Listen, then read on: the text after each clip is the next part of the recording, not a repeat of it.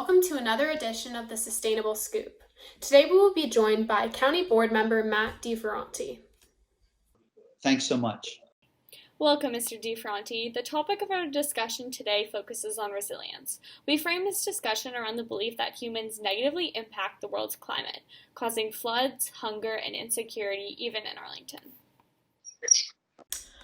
Our first question is, how do the priorities and policies of the board prepare a community to be resilient, and what does resilience mean to you? Great. So resilience is actually reflected in our community energy plan. It's the second of our goals. We have 6 broad goals, and it's the second of our goals. It's a huge priority. We see it now more than ever. But broadly in our policies, resilience is flexibility, ability to suffer a setback and then come back and have secure energy, for example. Those are kind of the 2 concepts that really ring true for me as far as resilience. And, you know, we're learning so much more about the importance of local energy networks so that you're not dependent upon one big power source for all your electricity. But that's kind of the center of electricity. And also, I'm so proud that in our community energy plan last year, we really put resilience as a front and center as a key goal of ours. Arlington is the home of businesses that impact global supply chains, offering the potential to substantially support Arlington's zero waste goals.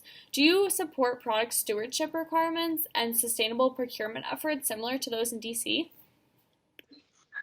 That's a really good question. And this is one that I've thought about in the past, but I actually, DC's, I think they have a larger market than we do. So we have 230,000 people and they've got close to 600,000.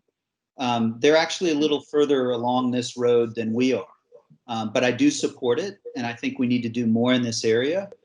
We probably are going to have to think about how we work with other parts of Northern Virginia on this, because we'll need a bigger purchasing power in order to be able to get manufacturers to be sustainable in their supply chain and to do what we want to do. So I support it.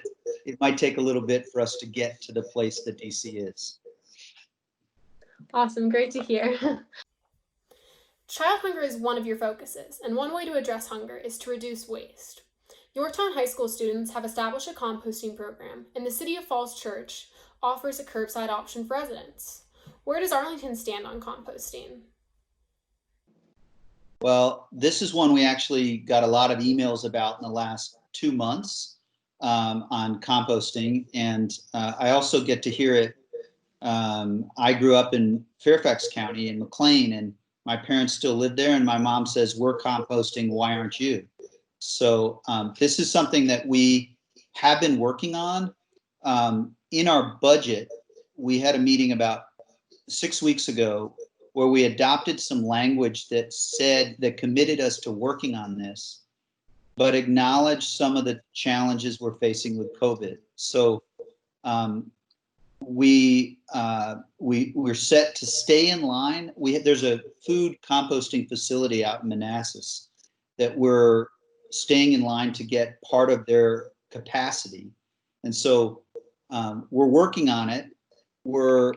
The COVID kind of slid us to working more next July, not this July, but next July, to be in line. But we have been doing planning on this and our staff is working on it. So there's good steps there, but there's also some infrastructure that we need to build as a community. So in Fairfax, you can pay $300 for a year or $400 for a year to get food composting. We don't have a food council, and that's something that we're thinking of doing so that we have that sort of think tank, that group of invested citizens like you guys are invested to help us work on composting. I personally believe that if you're better about composting, it will have some benefits on addressing child hunger because you won't waste as much food. So. Mhm. Definitely, thank you. And composting, solar energy, and stormwater management all present opportunities for green jobs and prepare Arlington for a more resilient future. Are you working on any plans to attract investment and encourage support for environmentally conscious entrepreneurship? So this is one where you guys have asked 3 good questions in a row where I want us to be doing more than we are yet doing. I have worked on this, and we do have some green jobs. There is a friend of mine who I did an event with, Senator Tim Kaine. It's called Ascend, and this is a friend of mine, Vivek Patil, who works on this. So I did an event with him 6 or so months ago. And that's a nonprofit that's working on this issue, but there's a lot more that we could and should do. Because of COVID, we put a bunch of money that was going to go to tech companies, and we've focused it on small businesses, and a lot of green jobs are small businesses. So that's a way in which we're helping, but it's not as direct as what I think we need to be doing. And it's this is kind of another instance where we are going to make progress on stormwater this fall with some money that will probably be voted on in the bond election in November. But solar and green jobs, like there's a type of job called weatherization where you fix up the holes in older homes and older apartment buildings so that they're more energy efficient. We need to do more in this area because we set really high goals in our community energy plan for being 100% renewables and 0 carbon by 2050. And we set goals at 2035 and 2025. And to reach those goals, we need to do more on green jobs. So that's one where I need to get cracking. I need to get back after it. Homes and buildings account for the largest consumption of energy use in the county. Our schools are installing solar in new buildings, yet many new commercial and residential homes continue to be built without on-site renewable energy. What ideas do you have to change that? Oh, so this is one where we made progress. The laws in Richmond weren't strong enough, and we made progress this past January and February. But the schools have had a number of schools. You probably know about Discovery. There's a bunch of other schools that have been making progress. The county took a huge step forward on renewable energy, but didn't do it. We did it in a different way. We signed a contract for a whole county in Southern Virginia that is going to have a solar farm, and they are going to send us a huge chunk, about 80% of our energy in the next 3 or 4 years. And so that helps the county, but it's not the local on-site solar that we need to be doing more of. And so that's one where we did look into one site kind of near the East Falls Church Metro, but it turned out that we didn't have a big enough space for the solar panels to be efficient. So we're going to keep working on it. The schools have the most panels. We as a county have put this huge chunk of resources that we're making sure is solar. So we found a different solution, but we need to keep working. Your homes, my home, if I buy a home, they need to have solar panels on it for us to be the county that we want to be. Pandemics, heat waves, and air quality are all related to climate change. Arlington's tree canopy is essential to the future livability of the county. What is your understanding of the board's ability to protect the urban forest? Well, this is one that's actually evolved a little bit too. We made some progress in the legislature on what's called best management practices. Stormwater drainage. They used to not count trees in stormwater. And so we passed a bill this year that does a better job of helping to count trees in protecting you from a big storm and in your stormwater drainage. So we made progress on that, but there's a long way to go on trees, and it's been a big issue that a lot of people have talked about. Mature trees have so much greater environmental benefit for carbon and carbon dioxide and oxygen than new, younger trees.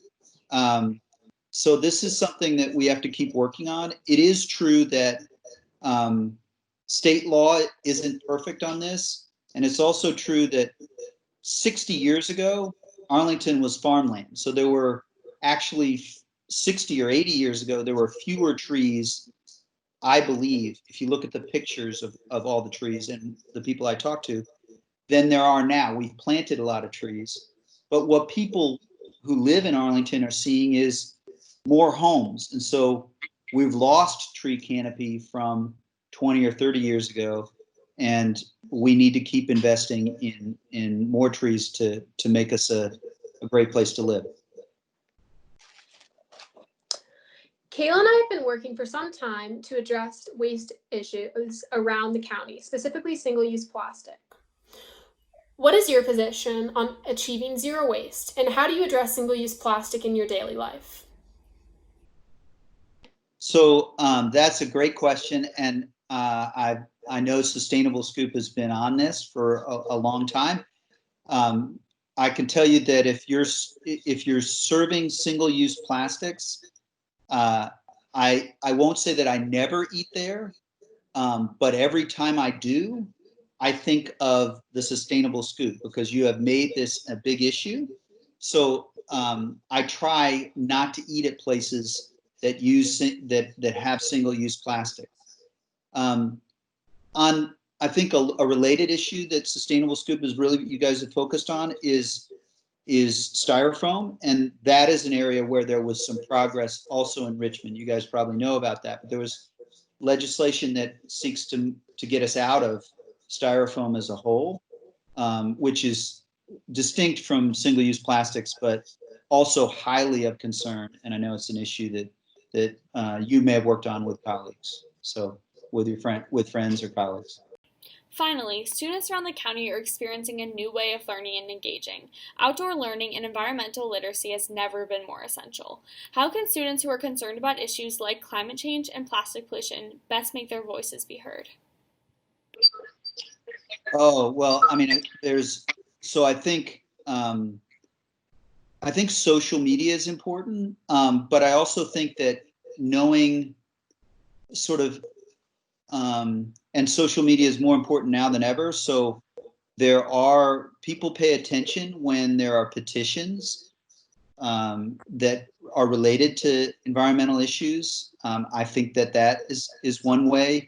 Signing on to those, sharing with the county board your opinions. I can't tell you the number of times that a specific story from one person has stuck in our memories, and it has impacted the way a conversation goes. So, that's true for sure about food waste. We heard from a lot of people about food waste, and I can tell you that my colleague Katie Crystal but she led on it, and she led on it partly because we wanted to reflect the many emails that we had heard. So social media helps, but just, liking a tweet is one thing. Most of us who got 20 years or so are in our 40s. So Facebook is the older folks, social media that can help.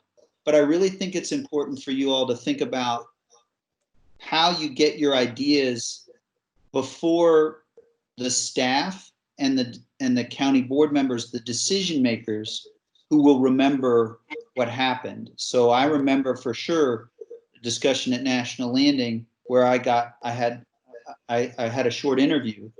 But I also will remember our conversation. And so just hanging out with people who always agree with you, as if it doesn't lead to a decision maker or a staff member. I think you're more effective if you drive towards a staff member, or someone who can make a difference on your issue. I'm sure you've already seen that when you get a victory, when you work on something and then you get a change, it energizes all your friends, and it can bring a lot of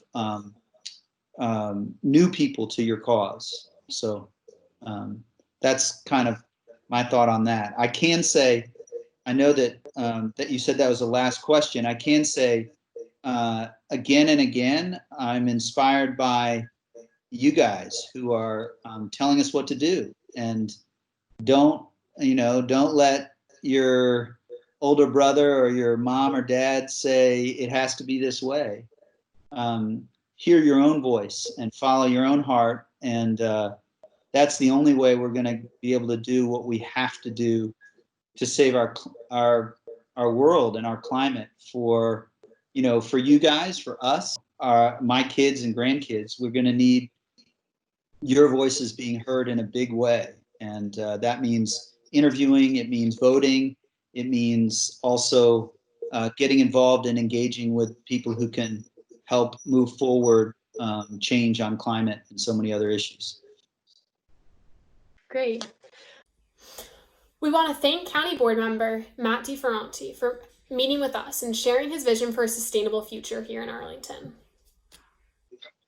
I'm sorry that the end of your junior year you're not getting the chance, but we're all trying to get through a tough time, and it's great to have a conversation with you both.